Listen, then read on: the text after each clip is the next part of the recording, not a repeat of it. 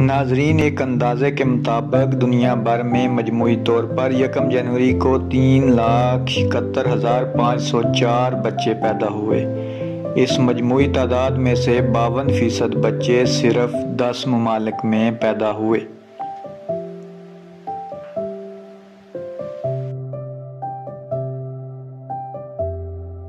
اقوام متحدہ کی ادارہ برائے اطفال یونیسیف کے اعداد و شمار کے مطابق 2021 کے پہلے دن بھارت میں مجموعی طور پر تقریباً 60,000 بچے پیدا ہوئے، جو کہ دنیا کے کسی بھی ملک میں 1 جنوری کو بچوں کی ولادت کی سب سے زیادہ تعداد ہے۔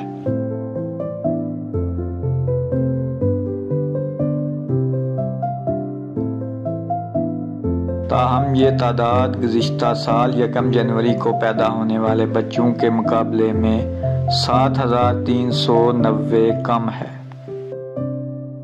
یونیسیف کے اندازے کے مطابق اس برس بھارت کے مقابلے میں چین کے 1 جنوری کو پیدا ہونے والے بچوں کی تعداد نصف رہی۔ چین میں 1 جنوری 2021 کو 35,615 بچے پیدا ہوئے۔ امید ہے یہ چھوٹی سی رپورٹ آپ کو پسند آئی ہوگی اور آپ کی معلومات میں اضافہ ہوا ہوگا۔ مزید اس طرح کی خبریں، ویڈیو اور دلچسپ معلومات دیکھنے کے لیے چینل کو سبسکرائب کرنا مت بھولیے گا۔